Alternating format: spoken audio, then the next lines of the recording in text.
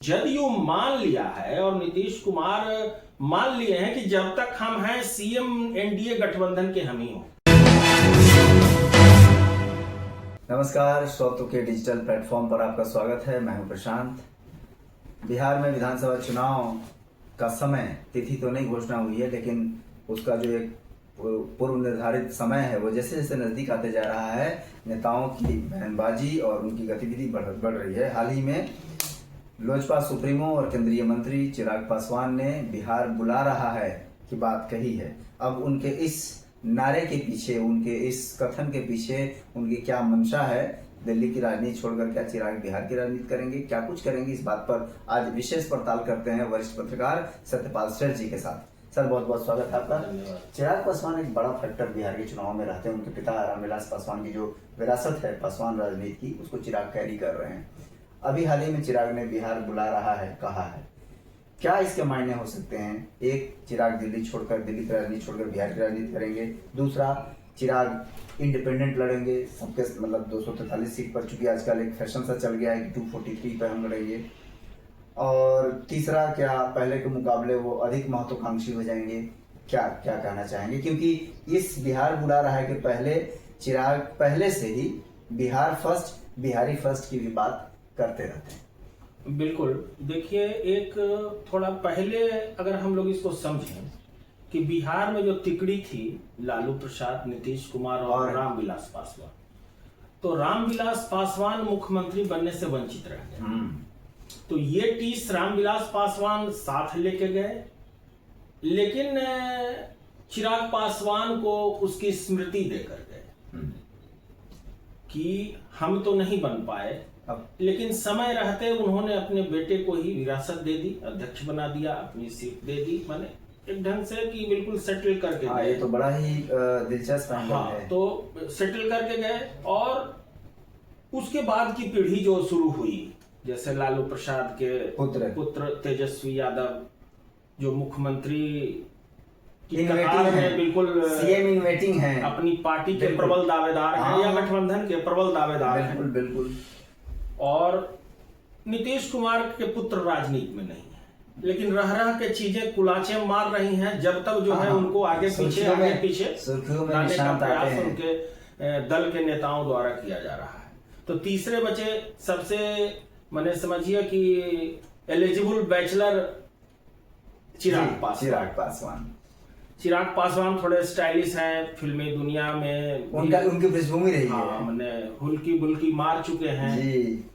तो फिर लौट के आए इधर। लौट के आने के बाद बीच में थोड़ा सा अवसान हुआ चाचा भतीजे की लड़ाई में।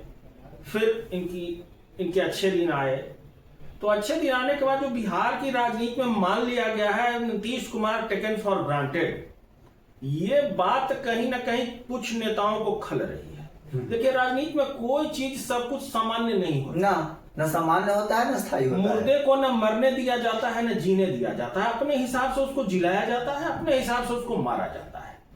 तो अंदर के जो कुलाचे हैं वो कभी स्थिर कर दिए जाते हैं और कभी फिर कुलाचे मारने लगते हैं। जैसे देखिए, रह के अभी आपको जीतन राम मांझी को भी मैंने इस अवस्था में भी अभी कुलाचे मार रहे हैं कि मतलब हम इतने सीट लड़ेंगे, इतने सीट लड़ेंगे।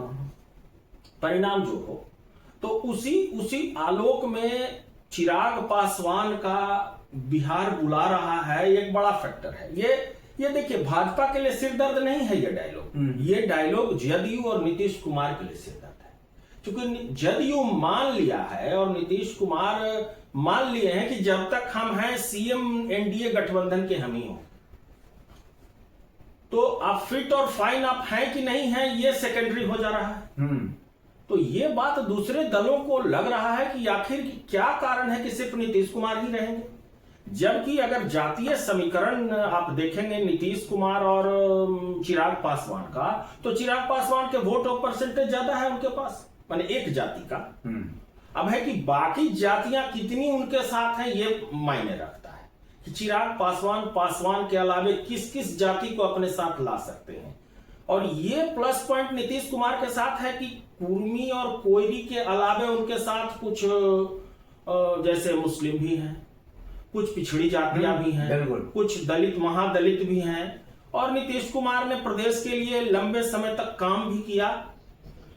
भले आप ये मानिए कि ये मुंबई, दिल्ली या गुजरात, राजस्थान, मध्य प्रदेश की तरह हुआ कि नहीं हुआ, लेकिन उस 15 साल या उसके पहले के कुछ दिनों के आलोक में तो काम हुआ। अपना परफॉर्मेंस तो बिहार ने सुधारा, सड़कें अच्छी हुई। बिल्कुल। अब थोड़ी विधि व्यवस्था पर माने उसको कभी आप अच्छा कह सकते हैं, फिर गड़बड़ा जाती है। हाँ। तो ये बिजली की स्थिति अच्छी हुई। तो नीतीश कुमार के कार्यकाल में काम तो हुआ, वैसा काम रामविलास पासवान के कार्यकाल में केंद्रीय मंत्री रहते हुए उतनी योजनाएं वो नहीं ला पाए। अब है कि काम अगर आधार है, जाति आधार नहीं है, तब तो नीतीश कुमार फैक्टर हैं। हाँ। लेकिन अगर वोट इतना पहले, जैसे सितंबर में बिहार में सिर्फ काम आधार नहीं होता है। बिहार या कहीं भी मोटा मोटी अपने देश में जाति फैक्टर तो है ही। लेकिन कुछ लोग, जैसे अभी अगर स्वास्थ्य कारण ना हो अगर नीतीश कुमार का, तो नीतीश कुमार को आप दरकिनार नहीं कर सकते। एक ही कारण अभी है नीतीश कुमार का, जैसे कि आज प्रधानमंत्री के मधुबनी के कार्यक्रम में भी थोड़ा सा असहज उनका व्यवहार जरा सा कहीं ना कहीं खलता है लोगों को कि नीतीश कुमार कभी कभी रह के कुछ ऐसा एक्शन कर देते हैं कि आदमी को कहीं ना कहीं वो थोड़ा सा लग जाता है, आप फिर सहज भी हो जाते हैं। जी। तो अगर स्वास्थ्य कारण नहीं हो तो नीतीश कुमार फैक्टर है बिहार में, और जातीय समीकरण साधने के साथ साथ काम भी उनका है कहीं। कुछ लोग मान रहे हैं, जैसे आप देखिए अल्पसंख्यक समुदाय जैसे मुस्लिम समुदाय मानता है कि ठीक है हम डायरेक्ट भाजपा के साथ नहीं जाएंगे, लेकिन माध्यम अगर जदयू है तो हम अगर सरकार के साथ हैं तो हमको फायदा है, कुछ सीट मिलेगी, हमारा काम होगा। विकास सबको चाहिए। देखिए अगर ऐसी सरकार बन जाए कि जिसमें रंगदारी वसूली हो, हाँ। और मान लिया किसी का अपहरण होने लगे, ये कौन चाहेगा? ये कोई जाति नहीं चाहती है। हर जाति व्यवसाय में है और वो चाहती है कि बिल्कुल उसका व्यवसाय सुरक्षित रहे और हम बिल्कुल तनाव मुक्त रहें अपने काम में। तो ये एक फैक्टर नीतीश कुमार के साथ बैठता है, क्योंकि भाजपा भी एक फैक्टर है इसको साधने में, क्योंकि उसकी केंद्र में सरकार है और उसके साथ संघ है, तो वो थोड़ा अनुशासन, नीति, कहीं ना कहीं वो चीजें आ जाती हैं सब कुछ के बावजूद। जी बिल्कुल। तो नीति अब ये निर्भर करता है भाजपा पर, माने नीति बिहार बुला रहा है, आप बोल तो दिए, अब बोले या बुलवाया गया ये एक मायने रखता है, इसको समझने की दरकार है कि अब इसकी तह में जाना होगा कि वो बोले या बुलवाया गया। प्रेशर पॉलिटिक्स हो सकता है कि नीतीश कुमार मान लिए हैं कि मैं ही मुख्यमंत्री हूं, क्योंकि बीच में नायब सैनी के बयान को लेकर जदयू और भाजपा में डैमेज कंट्रोल का बहुत तेजी से 1 सप्ताह तक कार्यक्रम चला और इधर एक डिप्टी सीएम थोड़ा सा सीन से एलूफ हो गए हैं, ये भी एक विषय है कि उसी को पैचअप करने के लिए या क्या कारण है पता नहीं, अब ये तो पता करना होगा। तो अब है कि भाजपा इस खेल को कैसे, मैंने समझिए कैसा गेंद फेंक रही है, बहुत गुगली दे रही है। अगर तो चिराग पासवान रन बनाएंगे, हाँ।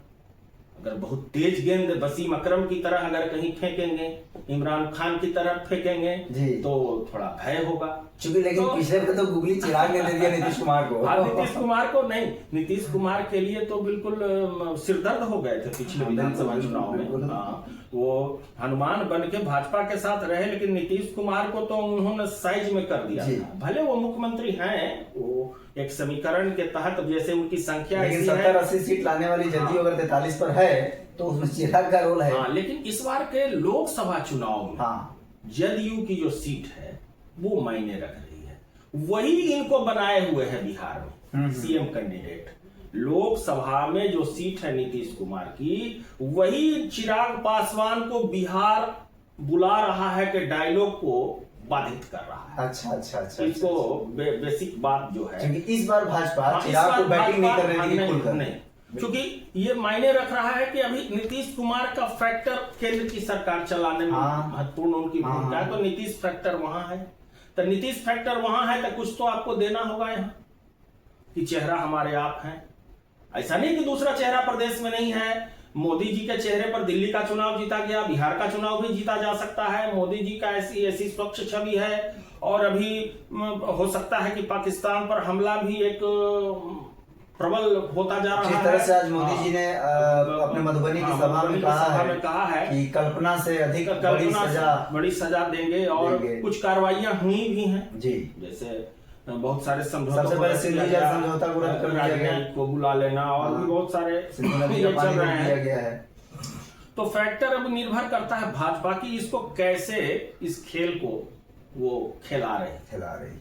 तो पूरी तरह से देखिए, एक चीज तो हर नेता चाहता है कि हम कम से कम सीएम बने, पीएम नहीं बन सकते तो सीएम बने, केंद्रीय मंत्री तो ठीक है, लेकिन उसके मन में ये टीस होती है कि हम सीएम बने। और इसमें जो और ट्विस्ट है कहानी में कि नीतीश कुमार बन गए, लालू प्रसाद बन गए, रामविलास पासवान नहीं बन गए, और राबड़ी देवी बोनस में बन गई, जीतन राम मांझी बन गए, और पिताजी नहीं बने तो कम से कम हम बिहार का सीएम। ठीक। और अगर तेजस्वी यादव तो चिराग पासवान क्यों नहीं? हाँ, ये भी एक टीस है। बिल्कुल। तो ये इसको ऐसे समझ, अब इसमें रोल है भाग, देखिए जो भी संभावना है वो एनडीए के साथ है चिराग पासवान का। राजद के तरफ जाने पर उनकी कोई संभावना फिर तो तेजस्वी है ही। तो इसलिए जो भी संभावनाएं हैं वो एनडीए के साथ है, और एनडीए का बड़ा भाई और बॉस भाजपा है। बिल्कुल। अब भाजपा जैसे चाहेगी उस दिशा में राजनीति जाएगी, नीतीश कुमार या चिराग पासवान। ये भाजपा के चाहने पर ही है कि नीतीश कुमार या चिराग पासवान को किसको लेकर आगे बढ़ेगी।